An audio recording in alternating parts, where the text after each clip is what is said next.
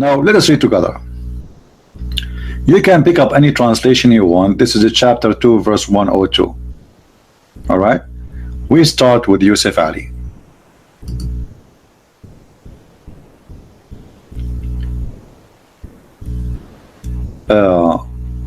You see, as always, the Quran, if you read 10 verses before and 10 verses after, you will find that there is no connection between those things. I mean, what is the connection between 95 and 96 and 97 and 98 and 99 and 100 and 101 and 102? Anyone can tell me? Any Muslim can tell me what is the connection between those verses? Remember, we are reading a book, it's called the Book of God. But when you read the Book of God, you find that this Book of God is like a salad. There's nothing there. I mean, you see the Muslim, when they say to you, you are taking things out of context, right? But this is a book have no context because there's no meaning. I mean, what does verse before have to do with the verse after?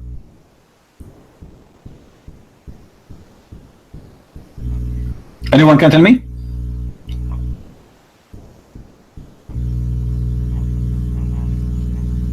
It's a challenge to the Muslims. Chapter 2 in the front of me. All right? What is the connection between the verses? You see, look here. He's talking about Moses. Okay. We gave Moses the signs. Okay, why you not give Muhammad a sign? No problem.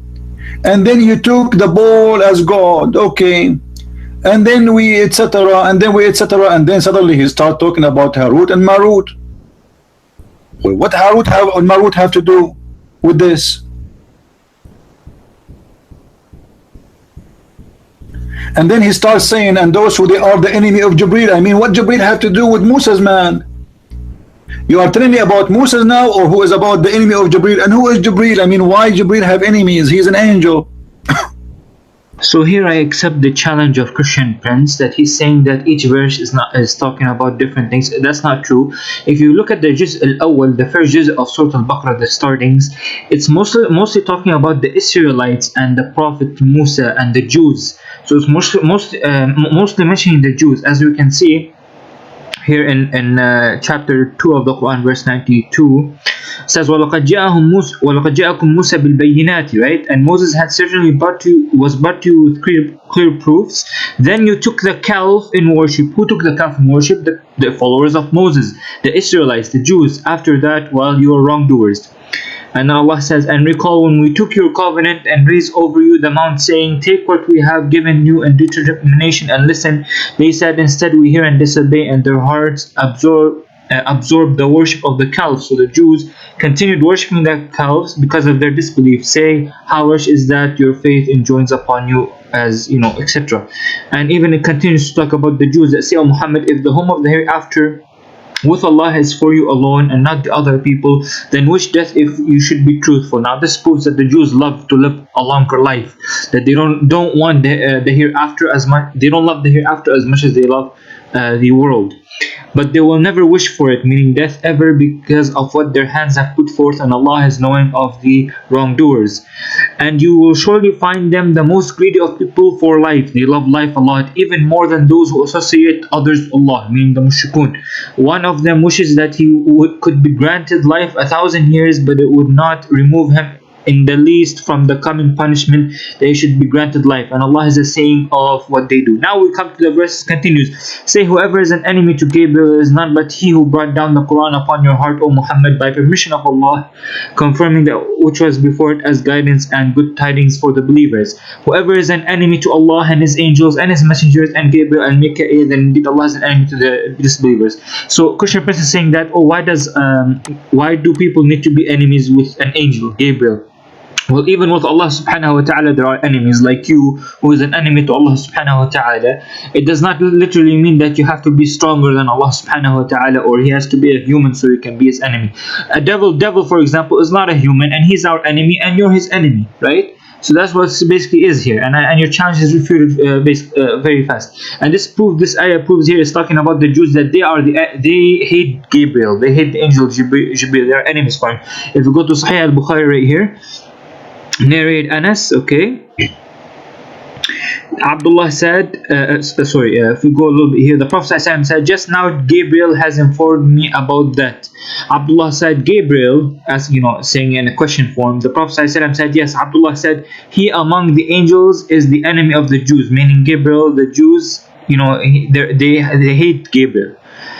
On that, the Prophet Muhammad ﷺ recited the holy verse, whoever is an enemy to Gabriel, let him die in his fury, for he has brought it down, the Quran, down to your heart by Allah's permission, etc., etc., right? And you can see here the verse, فقرأ هذه الآية من كان عدوا لجبريل فإنه نزله على قلبك, right? And this is what we see here. And let's not forget that in the hadith of Sahih Bukhari, as you can see the reference here that narrated Anas, Abdullah bin Salam was a previous Jew. He was a Jew before who became a Muslim. So when he, for example, heard that the news of the arrival of Allah's Messenger in Medina, while he was on a farm collecting its food, so he came to the Prophet and said, I will ask you about three things which nobody knows unless he be a prophet. Firstly, what is the portent of the hour? What is the first meal of the people of paradise? And what baby looks like the Prophet. The Prophet said, just now Gabriel has informed me. Abdullah said, Gabriel, you know, the Prophet said, yes. Abdullah said, he among the angels, the enemy to the Jews, because Abdullah bin Salam was previously a Jew. And so Abdullah said, I testify, you know, he became Muslim. And he says, Allah's Messenger, the Jews are liars, and if they should come to know that I have embraced Islam, they would accuse me of being a liar. In the meantime, some Jews came to the Prophet and he asked them, what is Abdullah's status amongst you, Jews? They replied, he is the best amongst us, and he is our chief and the son of our chief. The Prophet said, what would you think if Abdullah bin Salam embraced Islam? They replied, may Allah protect him from this. Then Abdullah bin Salam came out and said, testified that none has the right to be worshipped but Allah, and Muhammad is the messenger of Allah. The Jews then said, Abdullah is the worst of us, son of the worst of us, and disparaged from him, right? There's nothing. And then what 102 have to do with every verse before it? Nothing.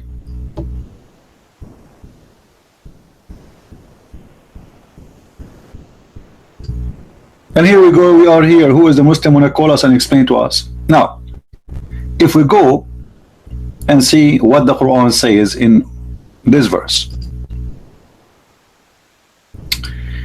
Yusuf Ali.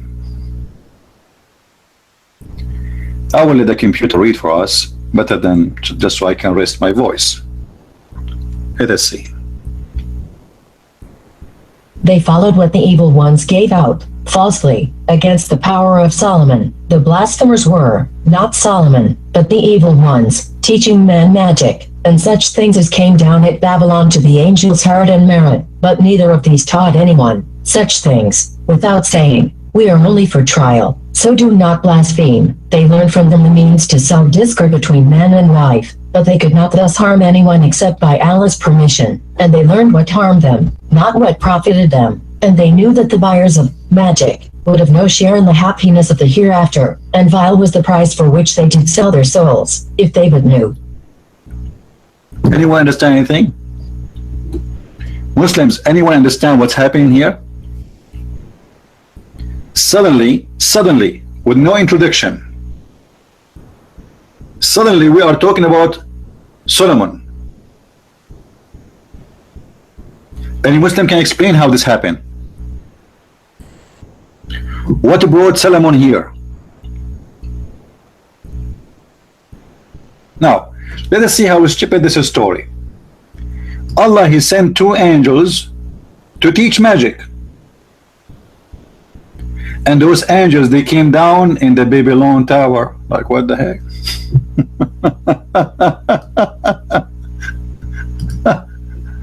Allah knows best, my friend. I mean, are you serious?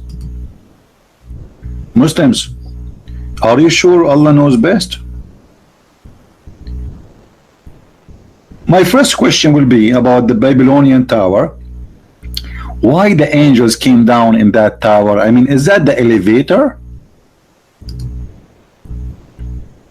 And what Solomon have to do with the Babylonian tower? I mean, where is Solomon and where is the Babylonian tower? Like somebody told you that Solomon, he lived there? What is the connection in the story between a location, it's called the Babylon, and Mr. Solomon? The connection is that the Jews used to call Solomon a disbeliever, since Solomon practiced. They claim that Solomon practiced magic, so he is a disbeliever. While it is not him who practiced magic, it is the shayateen kafaru. Some of the mufassirun, some of the translators say that the shayateen here are the Jews that practice actually magic. And some others claim that the shayateen, after Solomon died, they went to the place where Solomon hid the magic under his throne. Some of the mufassirin say, and they took out the magic and started teaching people magic and started using the magic as well. So this is what's the story linked between this and that. And this is, the evil ones, mean the shayateen, can be referring to those people who started to practice magic at the time of Solomon, are called the shayateen, or some of us say that it is afro among the jinns. Also, if we go to the Bible in 1 Kings chapter 11 verse 5 to 7 in the King James Version, it mentions that Solomon went after Ashtoreth, the goddess, so he worshipped idols of the Zidonians, and after Milcom, the abomination of the Ammonites. And Solomon did evil in the sight of the Lord, meaning Yahweh, God of the Bible, and went not fully after the Lord as did his father. Okay, so this is what is saying, that Solomon went after Ashtoreth, the goddess, so he worshipped pagan gods. And it's mentioned also in the Bible that his wives led him astray by making him go after these gods and goddesses, and burning incenses to them, and sacrificing to them, etc. Two angels, they are sent by Allah, and their job is to teach magic. And what is the purpose of this magic? Look at the wisdom of Allah. Messengers of Allah, his angels, they have a different mission: to teach us magic to make the wife fight with her husband. So we send Marut and Harut, which are angels, and they came down at the Babylon,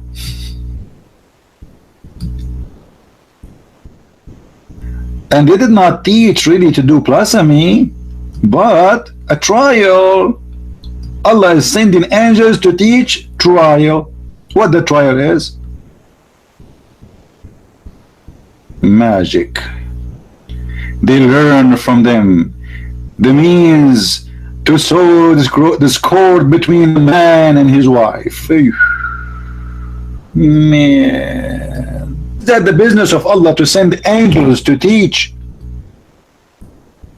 how to make the wife and the husband fight?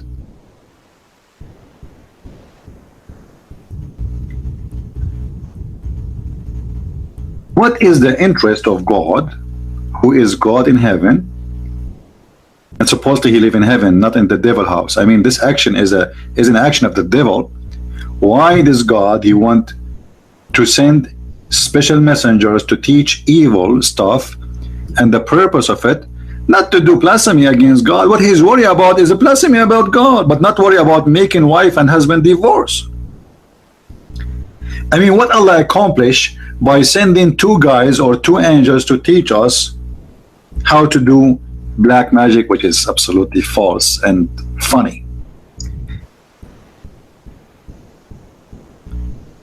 Anyone who believe, like the Muslim, they will say to you, well, the Bible says, so the magic of Moses overcome their magic. Well, the magic of Moses, which is the miracle of Moses, because for them those are sorcery people who they are fake. They saw what he did, they thought it's a magic. God, magic, we call it miracle. We don't believe in magic. Magic is fiction, is a lie. Honestly, I would like to see if there is any Muslim would like to call us and discuss with us this issue, and why Muslims believe in a black magic, and they believe in such a thing, that God, he will send two angels to teach mankind how to do sorcery and how to harm a wife and a husband. Is that the mission of God? Is that what God wants? Please look with me. Those who learn magic, they cannot harm anyone except by Allah's permission. I like that. So Allah is giving permission for people to hurt each other by black magic.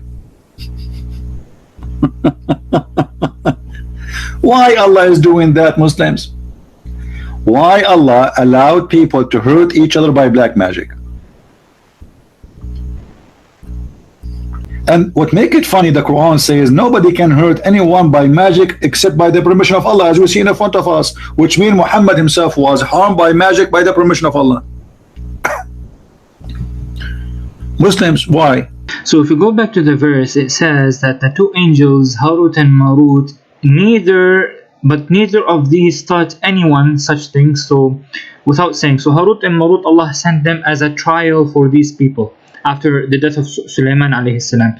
And he said, without saying, we are only a trial.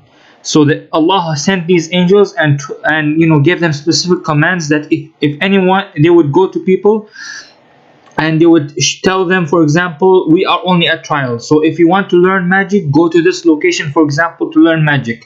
But the angels would only say to them, they never taught anyone the magic without saying we are only a trial. So they said first, they would say we are a trial, so do not فَلَا تَكْفُرْ, so do not blaspheme, so do not become a disbeliever. So they would warn the person, oh, this is we angels are sent by Allah as a trial, and we are warning you that do not become a disbeliever, do not learn magic. But if you want to learn, we can show you the place where you can go and learn the magic.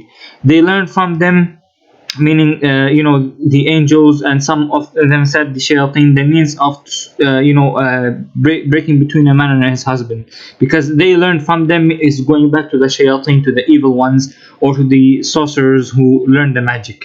And so this is what it means here, because the angels would show them the location of the magic if these people want to learn magic, and they could not harm anyone except by Allah's permission. This is true because no one can cause death to another person without Allah's permission. You might go, for example, intending to kill someone and you stab him, but Allah subhanahu wa ta'ala does not permit or does not decree for this person to die, but just to get injured and to be healed afterwards, then this person may be healed. But if you try, for example, to go and intend to kill someone and you actually kill them, it is only the permission of Allah if Allah permits him to be killed.